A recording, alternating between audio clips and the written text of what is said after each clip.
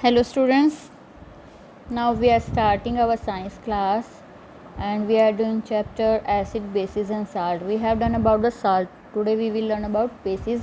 You have done the topic in notes, topic of bases in your notes, but video is here. Basis क्या है, base है क्या? देखिए, जो हमने एसिड पढ़ा था वो क्या था, सोर था, टेस्ट में सोर था, और जो हाइड्रोजन आयन दे रहे थे उसके अपोजिट बेस क्या है, बीटर होता है जो टेस्ट में, और रेड लिटमस को ब्लू में चेंज कर देते हैं। देखिए ये यहाँ से याद रखिएगा, बी से बेसिस, बी से ब्लू, जो रेड लिटमस को ब्लू में चेंज करता है वो क्या होता है, बेस। और दूसरी एक डेफिनेशन क्या होगी कि जो जब डिसोशिएट होता है तो OH नेगेटिव आयन देता है, उसको क्या कहेंगे, बेस कहेंगे। ये एग्जाम्पल है बेस के, sodium hydroxide, potassium hydroxide, ammonium hydroxide, calcium hydroxide, sodium carbonate. ठीक है, ये सब बेस के एग्जाम्पल हैं। प्रॉपर्टीज़ देखिए, फिज़िकल प्रॉपर्टीज़ क्या हैं जो हमने यहाँ भी पढ़ ली हैं कि बिटर होता है टेस्ट में। फिर सोपी टच, मतलब जब हम इसको टच करते हैं तो सोप जैसा स्लिपी लगता है, चिकना जो होता है वैसा लगता है, स्लिपरी फीलिंग आती है। ठीक है, रेड लिटमस को ब्लू में चेंज करता है, और जो मिथाइल ऑरेंज होता है इंडिकेटर, उसको ऑरेंज से येलो में चेंज कर देता है, और फिनोल पैथिलीन को कलरलेस से पिंक में चेंज कर देता है। ठीक है, और इलेक्ट्रिसिटी मतलब जब ये एक्वस सॉल्यूशन है तो इलेक्ट्रिसिटी को कंडक्ट करता है। उसके बाद हम केमिकल प्रॉपर्टीज़ पढ़ेंगे। केमिकल प्रॉपर्टीज़ में देखिए, रिएक्शन विद मेटल्स के साथ कैसे रिएक्शन करता है, कि मेटल के साथ ये साल्ट एंड हाइड्रोजन गैस, ठीक है, हाइड्रोजन गैस रिलीज होती है रिएक्शन विद मेटल में। ठीक है, यहाँ एग्जाम्पल दे रखा है सोडियम हाइड्रोक्साइड और जिंक के साथ। जिंक क्या है, मेटल है। सोडियम हाइड्रोक्साइड जब जिंक के साथ रिएक्ट कर रहा है तो क्या देता है, ये सोडियम जिंकेट है एंड हाइड्रोजन। ठीक है, एल्यूमिनियम सोडियम हाइड्रोक्साइड के साथ एंड वाटर के साथ जब रिएक्शन कर रहा है तो क्या कर रहा है, हाइड्रोजन यहाँ भी रिलीज़ हो रही है। ठीक है, ये क्या है, NaAlO2, इसका नेम होता है सोडियम मेटा एल्यूमिनेट। ठीक है, तो यहाँ से हमें देखिए ये पता चलता है कि हम सोडियम हाइड्रोक्साइड को एल्यूमिनियम के कंटेनर में नहीं रख सकते, क्योंकि ये रिएक्शन करते हैं, नया प्रोडक्ट बना लेते हैं और हाइड्रोजन गैस को रिलीज़ करते हैं। ठीक है, तो लेकिन ये ध्यान रखना है कि बेस है वो सभी मेटल के साथ रिएक्शन शो नहीं करते हैं।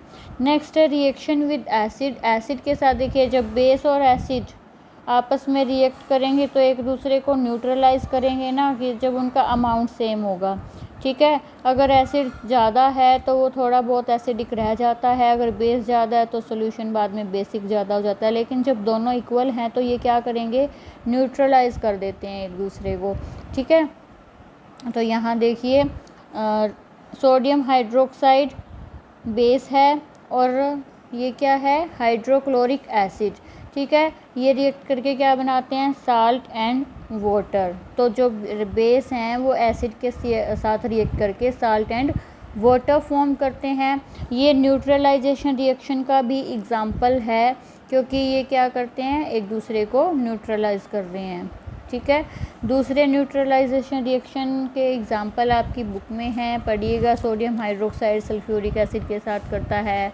ठीक है, नेक्स्ट है reaction with non metal oxide. Non metal मतलब जो मेटल नहीं है, जैसे कार्बन डाइऑक्साइड हो गया। तो यहाँ पे सोडियम हाइड्रोक्साइड जब कार्बन डाइऑक्साइड के रिएक्ट करता है तो क्या बनाता है, सॉल्ट एंड वाटर, और ये कौन सा है, सोडियम कार्बोनेट।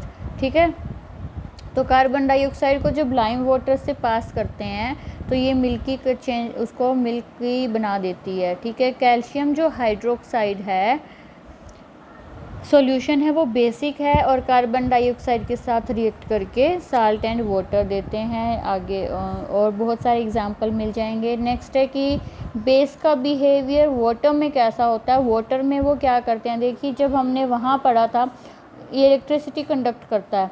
ठीक है, दूसरा हमने पढ़ा था कि जब हम एसिड में वाटर को ऐड करते हैं तो वो डाइल्यूट हो जाता है और वैसे कंसनट्रेटेड होता है। वैसे ही यहाँ भी है कि वो डाइल्यूट और कंसनट्रेटेड होता है। जब वाटर ऐड करते हैं तो वो एक्वस सॉल्यूशन हो जाता है या डाइल्यूट हो जाता है, और जब ज़्यादा अमाउंट बेस का होता है तो वो कंसनट्रेटेड होता है। ठीक है, और क्लासिफिकेशन अगर हम करते हैं, क्लासिफिकेशन में देखिए हमने स्ट्रॉन्ग एसिड पढ़े थे, वीक एसिड पढ़े थे। स्ट्रॉन्ग एसिड कौन से थे?